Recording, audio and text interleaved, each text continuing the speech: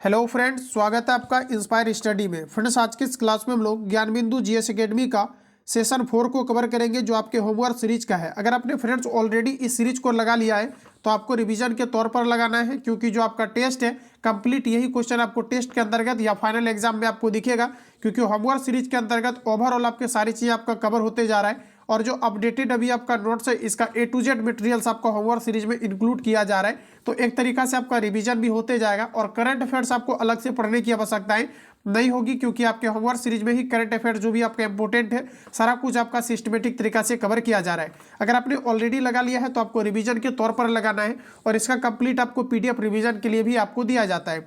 तो आइए क्लास को कंटिन्यू करते हैं और चीज़ों को समझते हैं।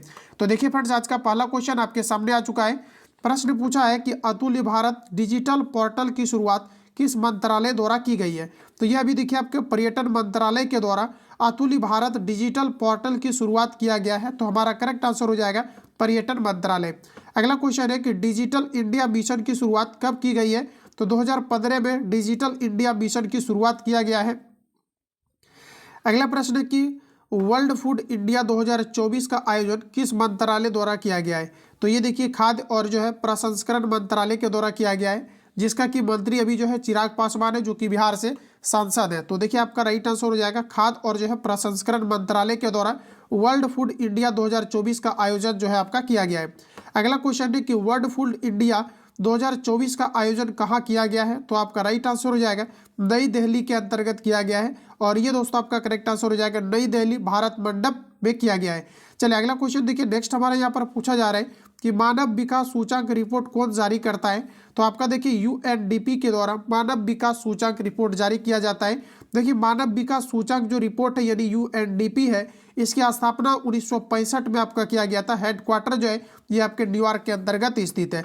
हाल ही में मानव विकास सूचांक में भारत की स्थान क्या रहा है। तो देखिए 134वें नंबर पर जो है अभी भारत की स्थिति रहा है मानव विकास सूचांक रिपोर्ट में। अगला क्वेश्चन है कि मानव विकास सूचांक जारी करने का आधार कितने हैं। तो देखिए 3 प्रकार के आधार होते हैं, जिसमें कि आपका जीवन प्रत्याशा, प्रति व्यक्ति आय और आपका शिक्षा को शामिल किया जाता है मानव विकास सूचांक आपका रिपोर्ट के अकॉर्डिंग। अगला प्रश्न देखिए नेक्स्ट पूछा है कि मिजोरम के ब्रू शरणार्थियों के पुनर्वास के लिए भूमि किस राज्य ने आवंटित किया है। तो अभी देखिए त्रिपुरा ने किया है, तो त्रिपुरा आपका करेक्ट आंसर हो जाएगा। बात करें त्रिपुरा में भाषा की, तो देखिए आपको याद रखना है कि आपका जो है कोक, आपका ब्रोक और जो है बांग्ला, ये आपका दोस्तों कहाँ की भाषा है। तो ये आपका जो है त्रिपुरा की आपकी भाषा है। त्रिपुरा देखिए याद रखेंगे, ये तीनों ओर से आपका घिरा हुआ जो है एक आपका शहर है, जिसे हम लोग कहते हैं त्रिपुरा। अगला क्वेश्चन ये कहा जा रहा है कि भ्रू शरणार्थियों के पुनर्वास को मंजूरी किसने दिया है। तो देखिए आपका राइट आंसर हो जाएगा अमित शाह के द्वारा दिया गया है, जो भारत के गृह मंत्री है, होम मिनिस्टर है। अगला क्वेश्चन है कि शरणार्थियों को प्रति माह कितनी राशि आवंटित की जाएगी। तो देखिए आपका राइट आंसर हो जाएगा 5000 रुपया जो है शरणार्थियों को प्रति वर्ष ये जो है आपके 5000 रुपये की आवंटन की राशि दी जाएगी। अगला क्वेश्चन देखिए पूछा गया है कि 8वां स्वच्छता सर्वेक्षण में शीर्ष स्थान पर कौन सा शहर रहा है। तो आपका राइट आंसर हो जाएगा इंदौर, और इंदौर जो है इसके पहले भी शीर्ष स्थान पर स्वच्छता जो है आपके स्वच्छता सर्वेक्षण में आपका लगातार जो है रहा है, और लगातार दोस्तों आपका 7वीं बार इंदौर जो है आपके रहे हैं। अगला देखिए भारत की पहली वाटर जो है फ्लश सिटी कौन सा है। तो ये आपका राइट आंसर इंदौर है। वायु गुणवत्ता में सर्वाधिक स्वच्छ शहर क्या है। तो आपका हो जाएगा सूरत, जो कि गुजरात के अंतर्गत है, और ये दोस्तों आपका ताप्ती नदी के तट पर अवस्थित है। सबसे स्वच्छ गंगा टाउन जो है शहर कौन सा है। तो वाराणसी और प्रयागराज जो है सबसे स्वच्छ गंगा टाउन है। चलिए और देखिए अगर पूछा जाता है कि यूपी का जो है सबसे बड़ा शहर कौन सा है जो गंगा नदी के तट पर बसा हुआ है। तो ये आपका हो जाएगा राइट आंसर कानपुर। जबकि अगर बात करेंगे बिहार का कौन सा शहर है जो गंगा नदी के साथ तब सबसे जो है बसा बड़ा शहर है। तो आपका राइट आंसर हो जाएगा पटना। और बिहार के अंतर्गत टोटल 12 ऐसा जिला है जो कि दोस्तों आपके पटना के साथ सीमा जो है आपके गंगा नदी के साथ सीमा को लगाती है। अगला क्वेश्चन है कि भारत में बहुआयामी गरीबी सूचांक कौन जारी करता है, ये आपको ऊपर बताना है। तो देखिए आपका राइट आंसर हो जाएगा ये आपका करता है नीति आयोग। नीति आयोग की स्थापना 1 जनवरी 2015 को किया जाता है। इसके पहले नीति आयोग को योजना आयोग कहा जाता था, योजना आयोग कहा जाता था, जिसकी स्थापना 1950 में योजना आयोग की स्थापना किया गया था, जिसका कि अध्यक्ष प्रधानमंत्री जो है आपका पंडित जवाहरलाल नेहरू थे। ठीक है, पंडित जवाहरलाल नेहरू थे, और वर्तमान में इसका अध्यक्ष जो है नरेंद्र मोदी है। तो ध्यान में रखेंगे तो आपका नीति का आपका राइट आंसर हो जाएगा 1 जनवरी 2015 को नीति आयोग की स्थापना किया गया है। चलिए अगला क्वेश्चन देखिए नेक्स्ट हमारा, और नीति आयोग का वर्तमान में उपाध्यक्ष की बात करेंगे तो ये आपका सुमन बेरी है। रिपोर्ट 2024 के अनुसार किन 3 राज्यों के लोग गरीबी से बाहर निकले हैं? तो देखिए उत्तर प्रदेश, बिहार और एमपी आपका करेक्ट आंसर हो जाएगा। संविधान के 75वें वर्ष पूरे होने पर भारत सरकार द्वारा किस अभियान की शुरुआत किया गया है? संविधान के 75वें वर्ष पूरे होने के बाद भारत के प्रधानमंत्री के द्वारा हमारा संविधान हमारा स्वाभिमान का शुरुआत किया गया है, तो ध्यान रखेंगे। चलिए अगला क्वेश्चन देखिए फ्रेंड्स, हमारा नेक्स्ट पूछा गया है कि संविधान, संस्कृति और राष्ट्र नामक पुस्तक किसके द्वारा लिखी गई है? तो ये आपका राइट आंसर हो जाएगा, कलराज मिश्रा के द्वारा लिखा गया है।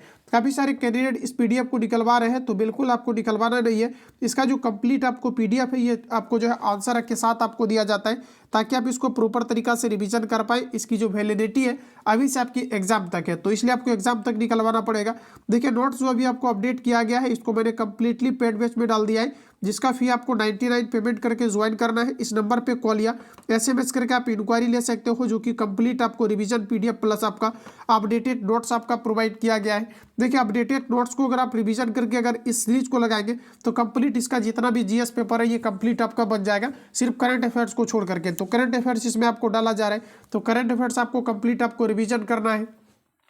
उसके बाद इसमें जो आपका बिहार एसआई का जो सेकंड बैच आपका ज्ञान बिंदु जीएस एकेडमी का है, इसका कंप्लीट आपको वीडियो क्लासेस और होमवर्क जो आपका सीरीज है, इसका A to Z आपका वीडियो क्लासेस लेक्चर वाला आपको दिया जा रहा है, तो इसको आप कंप्लीट लगाइए।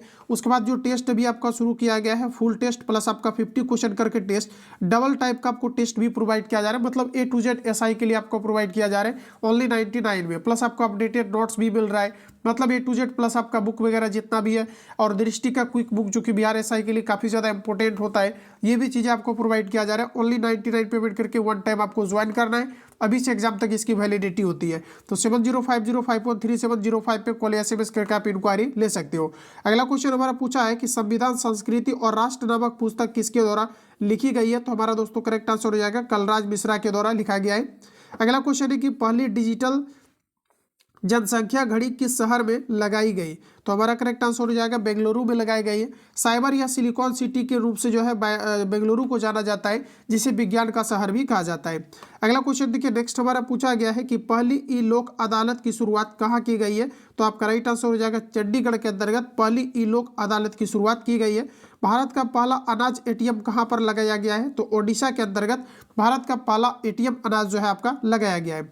अगला क्वेश्चन फ्रेंड्स हमारा पूछा जा रहा है कि पीएम गरीब कल्याण अन्न योजना की शुरुआत कब की गई है? तो ये देखिए मार्च 2020 में आपका जो है ये आपका पीएम गरीब कल्याण अन्न योजना की शुरुआत आपका किया गया है। ठीक है, चलिए अगला क्वेश्चन नेक्स्ट हमारा कहा जा रही है, और इसके लिए देखिए आपका 2.05 लाख का बजट जो है आपका 2024-25 के लिए आपका पेश किया गया।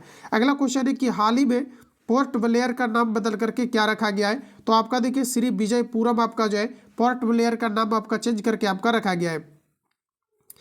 चलिए अगला क्वेश्चन देखते हैं। नेक्स्ट क्वेश्चन हमारा कहा जा रहा है कि CANI परियोजना किन 2 राज्यों के बीच में है? तो देखिए चेन्नई और अंडमान निकोबार के द्वीप समूह के बीच जो है ये आपका CANI परियोजना आपका है। अगला क्वेश्चन है कि रास द्वीप का नया नाम क्या है? तो सुभाष चंद्र द्वीप जो है ये रास द्वीप का नया नाम आपका रख दिया गया है। अगला है कि हेवलॉक द्वीप का नया नाम क्या है? तो देखिए स्वराज सीप आपका राइट आंसर हो जाएगा।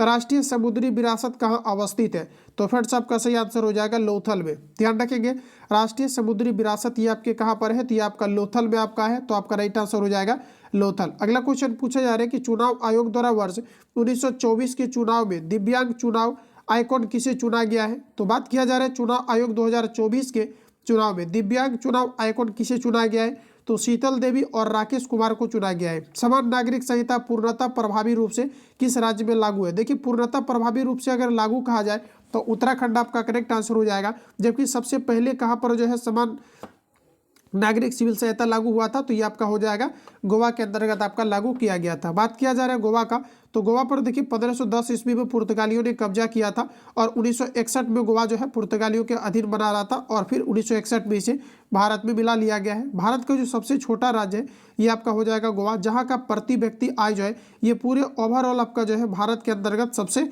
अधिक है, और सबसे कम अगर प्रति व्यक्ति आय की आप बात करेंगे तो ये हमारा आ जाएगा बिहार।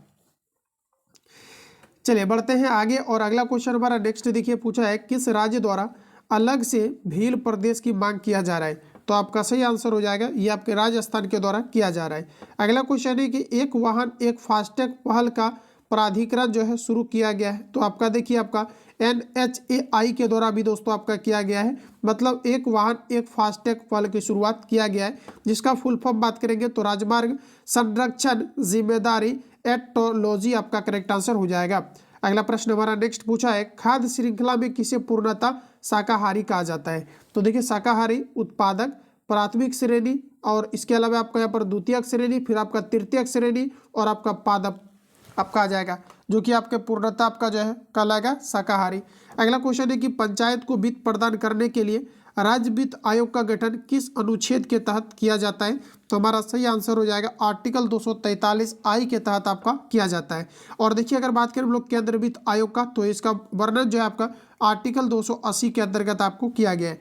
अगला क्वेश्चन है कि संपत्ति के मौलिक अधिकार को किस संवैधानिक संशोधन द्वारा हटाया गया है। 44वां संविधान संशोधन 1978 के तहत संपत्ति के अधिकार को हटा करके आर्टिकल 301 के अंतर्गत आपका डाल दिया गया है। तो ये सभी फैक्ट आपको यहाँ पर याद रखना है। अगला प्रश्न हमारा पूछा गया है कि जल का आयतन 0 डिग्री से 4 डिग्री सेल्सियस तक गर्म करने पर घटता है तथा 4 के बाद उसके आयतन पर क्या प्रभाव पड़ेगा। तो आपका राइट आंसर हो जाएगा ये आपके बढ़ता है। अगला क्वेश्चन है कि लॉर्ड हेस्टिंग को मार्क्वेस ऑफ हेस्टिंग की उपाधि किस संधि के बाद जो है दिया गया था। तो आपका राइट आंसर हो जाएगा सुगोली संधि के बाद दिया गया था। सुगोली संधि दोस्तों आपका कब हुआ था, तो 1815 से आपके 16 में सुगोली की संधि हुआ था। तो ऑलरेडी बिहार SI ने इसको पूछा है। अगला प्रश्न है कि 9 दिसंबर 1946 को संविधान सभा की प्रथम बैठक कहाँ आयोजित किया गया था और अध्यक्ष कौन था। तो प्रथम बैठक नई दिल्ली के अंतर्गत किया गया है। अगर अध्यक्ष की बात करेंगे तो सच्चिदानंद सिन्हा जो है इसका अध्यक्ष बनाए गए थे। अगला प्रश्न है कि महात्मा गांधी से संबंधित संस्थाओं को सुमेलित करिए। देखिए नटाल इंडिया अगर कांग्रेस की बात करेंगे तो ये आपका सही आंसर हो जाएगा 1894। और अगर हम बात करेंगे क्रिक्स आश्रम का तो ये आपका हो जाएगा 1904। वही अगर बात करेंगे टॉल्स्टाय कार्य का तो 1910। और हरिजन सेवक संघ की स्थापना महात्मा गांधी के द्वारा 1932 ईस्वी में आपका किया गया था। और ये इंपोर्टेंट काफ़ी ज़्यादा इंपोर्टेंट है क्योंकि ये ऑलरेडी आपके पूछे गए, तो आपका यहाँ पर हो जाएगा 1932। तो इतने फैक्ट आपको यहाँ पर याद रखनी है। अगला यहाँ पर देखिए अगर बात करें दोस्तों हम लोग कि विद्युत विद्युत परिपथ के साथ सदैव किस क्रम में जोड़ा जाता है। तो आपका राइट आंसर हो जाएगा श्रेणी क्रम में जोड़ा जाता है।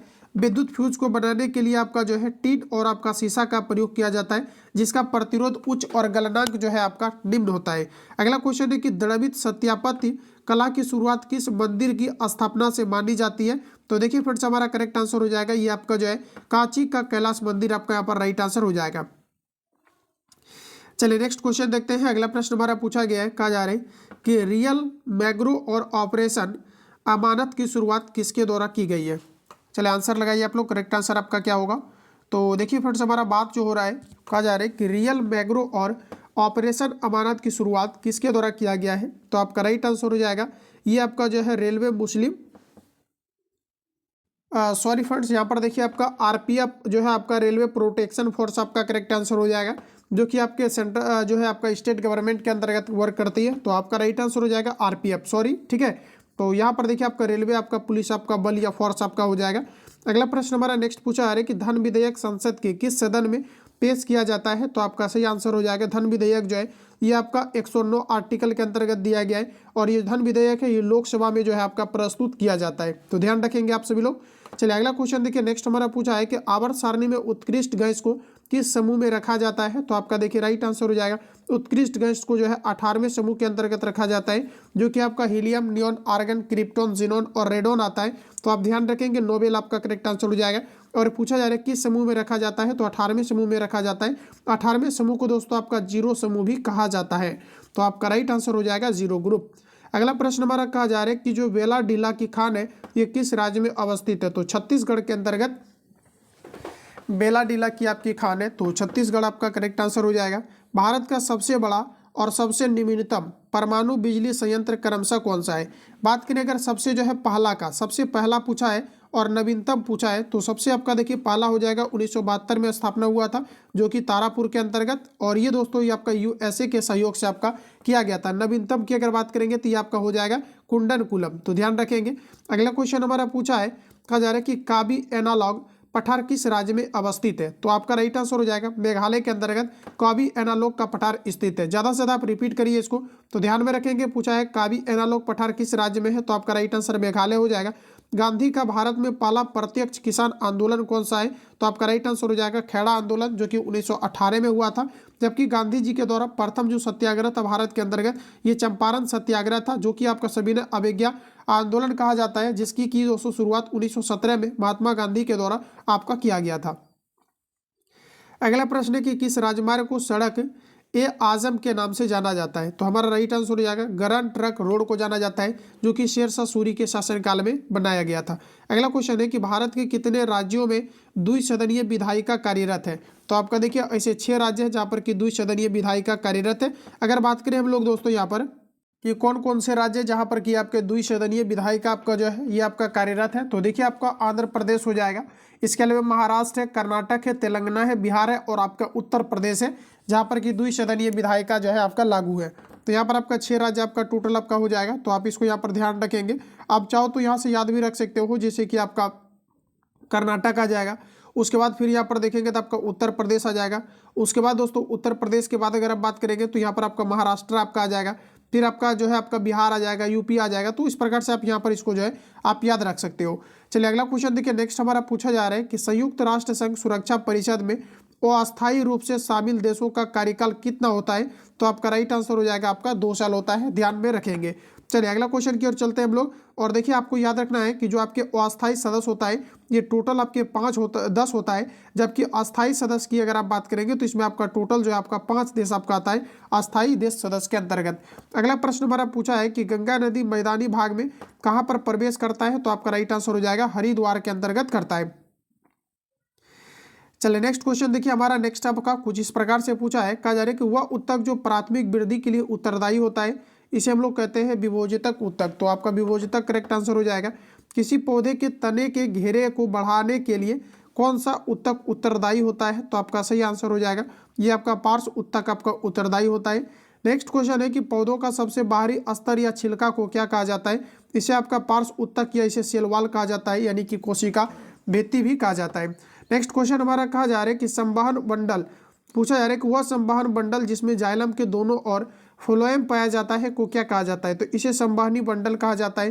पुराने पेड़ को जब काटा जाता है तो बीच का केंद्रीय भाग जो मजबूत घना तथा गहरे कथई रंग का होता है उसे क्या कहा जाता है? तो जनरली इसे देखिए साल कहा जाता है। अब देखिए साइंस के अकॉर्डिंग आपका राइट आंसर हो जाएगा सीरियल या बलय या इसे खास हृदय कहा जाता है। तो आप इसको याद रखेंगे।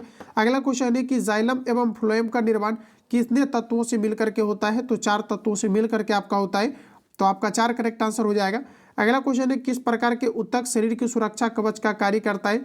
तो फ्रेंड्स हमारा राइट आंसर हो जाएगा इसे हम लोग उपकला उत्तक कहते हैं, जिसे आप लोग एपिथेलियस भी कहते हैं। अगला क्वेश्चन है कि निम्नलिखित में से कौन सा उत्तक लार तथा श्वेत ग्रंथि में पाई जाती है? तो आपका राइट आंसर यहाँ पर हो जाएगा इसे हम लोग कहते हैं क्यूबलाइड उपकला उत्तक। ध्यान रखेंगे क्यूबलाइड उपकला उत्तक कहते हैं। तो आपका क्यूबलाइड जो है उत्तक आपका करेक्ट आंसर हो जाएगा, जो कि आपका लार ग्रंथि तथा श्वेत ग्रंथि में आपकी पाई जाती है।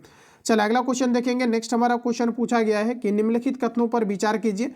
तो फ्रेंड्स कहा जा रहा है कि टेंडन मांसपेशी को अस्थि से अथवा दूसरी मांसपेशी से आपका जोड़ता है। इस फैक्ट को याद रखिए। लिंगामेंट हड्डियों को हड्डियों से जोड़ने का कार्य करता है। उपर्युक्त में से कौन सा कथन आपको सही दिया गया है? तो दोनों आपका देखिए यहाँ पर आपका करेक्ट आंसर आपका हो जाएगा। चलिए अगला क्वेश्चन देखिए, नेक्स्ट हमारा पूछा गया है, कहा जा रहा है ऑस्टियोब्लास्ट नामक कोशिका उपस्थित रहती है। तो देखिए आपका हड्डी करेक्ट आंसर हो जाएगा। देखिए अगला कहा जा रहा है कि हिस्टामिन एक प्रकार का प्रोटीन है जो भाग लेती है। तो आपका देखिए रक्त को जमाने के लिए हिस्टामिन आपका भाग लेता है। तो पहला वाला आपका करेक्ट आंसर हो जाएगा एलर्जी प्रतिक्रिया और रोगाणु के जो है आपका भक्षण में। ये तो सभी आपका यहाँ पर गलत हो जाएगा। नेक्स्ट क्वेश्चन हम लोग देखेंगे। अगला क्वेश्चन पूछा है आहार नाल के एक भाग से दूसरे भाग में भोजन का प्रवाह किस श्रेणी के संकुचन एवं प्रसारण के द्वारा होता है? तो आप बताइए राइट आंसर आपका क्या हो जाएगा? तो ये आपका देखिए आपका करेक्ट आंसर हो जाएगा रेखीय प्रसारण के फलस्वरूप होता है। तो रेखीय प्रसारण आपका करेक्ट आंसर हो जाएगा। संवेदना का चालन शरीर के एक भाग से दूसरे भाग तक होता है? तंत्रिका ऊतक के द्वारा किया जाता है। नेक्स्ट क्वेश्चन फ्रेंड पूछा है कि परमाणु में इलेक्ट्रॉन के अस्तित्व का पता किसने लगाया अथवा इलेक्ट्रॉन की खोज किसके द्वारा किया गया था? तो जे थॉमसन के द्वारा इलेक्ट्रॉन की खोज किया गया था। अगला क्वेश्चन है निम्न कथनों पर विचार करें। पहला है कैथोड किरणें इलेक्ट्रॉन की बनी होती है, करेक्ट हो जाएगा। एनोड अथवा केनाल किरणें फोटोन की बनी होती है। दोनों स्टेटमेंट आप इसको याद करिए। पूछा है कि जो कैथोड किरणें हैं, कैथोड किरणें इलेक्ट्रॉन की बनी होती है, तो बिल्कुल आपका राइट है। और एनोड अथवा जो केनाल किरणें होता है, ये दोस्तों आपका फोटोन की बनी है, तो ये दोनों आपका करेक्ट है। तो दोनों आपका यहाँ पर राइट हो जाएगा। अगला क्वेश्चन हमारा पूछा है कि परमाणु नाभिक की खोज रदरफोर्ड ने किस कणों की सहायता से किया था? अल्फा किरण के द्वारा किया था, क्योंकि डाल्टन के अकॉर्डिंग परमाणु आपका अविभाज्य था, लेकिन रदरफोर्ड ने अल्फा किरण का प्रयोग करके इन्होंने बताया कि परमाणु विभाज्य है, क्योंकि परमाणु के अंतर्गत आपका न्यूट्रॉन और आपके प्रोटॉन्स आपके पाए जाते हैं। अगला क्वेश्चन में देखिए पूछा गया है कि किसी परमाणु के परिक्रमा कर रहे किसी इलेक्ट्रॉन की कुल ऊर्जा डैश होती है? तो आपका सही आंसर हो जाएगा इलेक्ट्रॉन की जो ऊर्जा होती है ऋणात्मक होता है। अगला क्वेश्चन हमारा दिया गया है किसी परमाणु के परमाणु द्रव्यमान और संख्या के अंतर को क्या कहता है? तो इसे कहा जाता है द्रव्यमान संख्या कहा जाता है, इसमें घटाया जाता है। समस्थानिकों में पूछा है क्या होता है? तो समस्थानिकों में रासायनिक जो गुण होते हैं समान होता है और विभिन्न प्रकार के इसका जो है भौतिक आपके गुण होते हैं। तो यहाँ पर देखिए आपका करेक्ट आंसर क्या होगा? भौतिक गुण समान तथा विभिन्न रासायनिक गुण ये जस्ट अपोजिट है, तो केवल एक और दो आपका यहाँ पर करेक्ट आंसर है। अगला प्रश्न हमारा पूछा गया है कि कोबाल्ट समस्थानिक C60 का उपयोग किया जाता है कैंसर के लिए? ऑलरेडी पूछा गया है आपका। रक्त परिसंचरण तंत्र में रक्त के थक्के की स्थिति का पता लगाने के लिए किस समस्थानिक का प्रयोग किया जाता है? तो इसमें देखिए सोडियम आपका 37 का प्रयोग किया जाता है।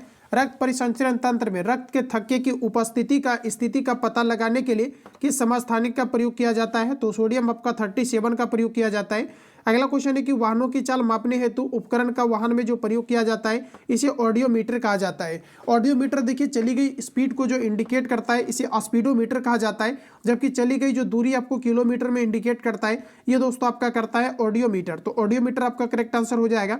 अगला क्वेश्चन देखिए नेक्स्ट हमारा पूछा गया है कि संवेग में परिवर्तन की दर निम्नलिखित में किस राशि को सूचित करता है? तो त्वरण को करता है। त्वरण का मात्रक आपका होता है मीटर पर सेकेंड स्क्वायर। अगला है कि किसी स्थिर या गतिशील वस्तु की स्थिति और दिशा में तब तक कोई परिवर्तन नहीं होता है जब तक उस पर कोई बाह्य बल सक्रिय ना हो, ये न्यूटन का फर्स्ट लॉ कहता है। तो आपका राइट आंसर हो जाएगा न्यूटन गति का विषयक प्रथम नियम, न्यूटन गति का विषयक द्वितीय नियम। देखिए न्यूटन गति का दूसरा नियम जो है ये आपका संवेग से आपका संवेग संरक्षण को लेकर के है, तो ये आपका दोनों स्टेटमेंट करेक्ट हो जाएगा, यानी कि ऑप्शन आपका सही हो जाएगा दोनों। अगला प्रश्न कहा जा रहा है कि रॉकेट किस सिद्धांत पर कार्य करता है? तो संवेग संरक्षण के सिद्धांत पर रॉकेट काम करता है, तो आपका राइट आंसर हो जाएगा संवेग संरक्षण। और ये आपका तीसरे नियम को फॉलो करता है। प्रत्येक क्रिया के बीच अन्य प्रतिक्रियाएं होती है, जैसे बंदूक के द्वारा छोड़ी गई गोली, यानी पहले वस्तु द्वारा दूसरे वस्तु पर और दूसरे वस्तु द्वारा पहले वस्तु पर लगाए गए बल एक दूसरे के अपोजिट होता है। अगला क्वेश्चन है जब मुद्रास्फीति नियंत्रण से पूर्णतः बाहर चली जाए तो इस स्थिति को क्या कहते हैं? तो इसे कहा जाता है आपका दोस्तों क्या कहा जाता है? तो इसे देखिए मुद्रास्फीति कहा जाता है। तो आपका राइट आंसर हो जाएगा मुद्रास्फीति। बढ़ते हैं हम लोग अगला क्वेश्चन की ओर। नेक्स्ट क्वेश्चन हमारा कुछ इस प्रकार है, मुद्रास्फीति की गणना के लिए भारत में किन दो सूचांकों का प्रयोग किया जाता है? तो इसमें आपका CPI और WPI का प्रयोग किया जाता है। अगला क्वेश्चन है 2019 में आय के आकलन के लिए और गरीबी और बेरोजगारी के आकलन के लिए दो संस्थाएं थी, क्रमशः उसका नाम क्या है? तो CSO आपका हो जाएगा और NSSO आपका हो जाएगा, तो इसको आप ध्यान में रखेंगे। देखिए होता क्या है, कई बार आपका फुल फॉर्म पूछा जाता है CSO का पूर्ण रूप क्या है, तो आप फ्रेंड्स इसको याद रखेंगे। केंद्रीय सांख्यिकी कार्यालय इसका फुल फॉर्म होता है, ठीक है, ध्यान रखेंगे। और अगर हम बात करें NSSO का तो ध्यान रखेंगे नेशनल जो है आपका सैंपल सर्वे ऑफिस इसका फुल फॉर्म होता है। तो जिसकी गठन की अगर बात कर ले तो 2019 में आपका किया गया था। अगला क्वेश्चन हमारा कहा जा रहा है कि अध्ययन के आधार पर बेरोजगारी को कितने प्रकार से जो है आपका बांटा गया है? तो देखिए अगर बात करें हम लोग कि अध्ययन के आधार पर बेरोजगारी को कितने हिस्सों में बांटा गया है, तो दो हिस्सों में आपका बांटा गया है। जिन अर्थव्यवस्थाओं में आर्थिक विकास या लोगों के रहन सहन का स्तर काफी नीचे रहता है उसे क्या कहा जाता है? तो अल्प विकसित कहा जाता है। भारत की GDP ग्रोस डोमेस्टिक प्रोडक्ट में अर्थव्यवस्था के किस क्षेत्र का आर्थिक योगदान है तो आपका राइट आंसर हो जाएगा सेवा का जो है आपका सबसे अधिक योगदान है पूरा ओवरऑल अगर भारत की बात करें तो आपका राइट आंसर हो जाएगा सेवा का। जबकि बिहार में अगर दोस्तों देखेंगे तो बिहार में भी आपका देखिए पूछा है कि भारत की जीडीपी में अर्थव्यवस्था के किस क्षेत्र का सर्वाधिक योगदान है, सेवा दिया गया। हालांकि होना चाहिए आपका कृषि, क्योंकि कृषि का ओवरऑल देखेंगे तो भारत में ज़्यादा है और बिहार में अगर देखेंगे तो आप सेवा आपका जो है पहले नंबर पर आपका आता है, लेकिन सेवा दिया गया है तो आप इसको जो है चेक कर लीजिएगा। ऑटोमोबाइल उद्योग अर्थव्यवस्था के किस सेक्टर में आते हैं, तो आपका देखिए सेकंड सेक्टर के अंतर्गत आपका आता है। अगला प्रश्न है कि अर्थव्यवस्था का वह प्रकार कौन सा है जिसमें हम किसी क्षेत्र की आर्थिक गतिविधि का व्यापक रूप से जो है अध्ययन करते हैं, तो इसे समष्टि अर्थशास्त्र के अंतर्गत रखते हैं। अगला क्वेश्चन देखिएगा तो नेक्स्ट पूछा गया है कि भारतीय अर्थव्यवस्था में 1 बिलियन वर्ष की जो है अवधि क्या होती है, तो आपका राइट आंसर हो जाएगा 1 अप्रैल से 31 आपका मार्च। अगला क्वेश्चन है कि भारत के स्वतंत्रता के पश्चात पहली बार आय का आकलन कब किया गया था, तो पहली बार देखिए जो आपका किया गया था 1949 में आपका किया गया था और ये पीसी आपका जो है महान ली वॉस के द्वारा आपका किया गया था, यानी कि स्वतंत्र भारत में पहला जो है राष्ट्रीय आय का आकलन किया गया था। हालांकि आप देखेंगे तो स्वतंत्र जो है पहली बार जो राष्ट्रीय आय का आकलन बराबर जो पूछा जाता है ये दादा भाई नौरोजी के द्वारा किया गया था, तो आप इसको याद में रखेंगे। तो जिस प्रकार से क्वेश्चन आएगा ऑप्शनल वैसे आप हिट करिएगा। भारत में सबसे पुरानी शास्त्रीय भाषा कौन सा है, तो आपका राइट आंसर हो जाएगा तमिल है। अगला प्रश्न कहा जा रहा है कि नटका किस राज्य का पारंपरिक लोकगीत माना जाता है, तो देखिए दोस्तों नटका जो है आपका राइट आंसर हो जाएगा, ये आपका बिहार का माना जाता है। ऑप्शन आपका बिहार करेक्ट आंसर हो जाएगा। अगला क्वेश्चन है कि भारत में संगीत विधा को कितने भागों में बांटा गया है, तो भारत में संगीत विधा को 2 भागों में बांटा गया है, भारतीय और आपका कर्नाटक। तो इस प्रकार से हमारा राइट आंसर हो जाएगा भारत में संगीत विधा को कितने भागों में आपका बांटा गया है, तो आपका राइट आंसर हो जाएगा 2 भागों में बांटा गया है। तो फाइनली दोस्तों आपका सेशन होता है खत्म। इसका रिवीजन पीडीएफ आपको कंप्लीट मिल जाएगा पेड बैच में, तो आप सभी लोग इस नंबर पे कॉल या एसएमएस करके आप इंक्वायरी ले सकते हो, सारी चीज़ें आपको बता दी जाएगी। और पब्लिक ग्रुप के अंतर्गत भी आप सभी लोग जो है ऐड हो जाना, क्योंकि जितनी भी आपका चीज़ें आता है सभी कॉस्टली आता है, इसलिए फ्री भी नहीं किया जा सकता है। तो आप सभी लोग ऐड होकर के वहाँ पर सारी चीज़ों को इंप्रूवमेंट आप कर सकते हो। मिलेंगे नेक्स्ट क्लास में, तब तक के लिए जय हिंद। जो लोग चैनल पर पहली बार आए हैं चैनल को सब्सक्राइब करके बेल आइकन को प्रेस कर लेना, ताकि आने वाली क्लास का जो नोटिफिकेशन है ये आपको टाइम टू टाइम मिले और आपसे क्लास मिस ना हो।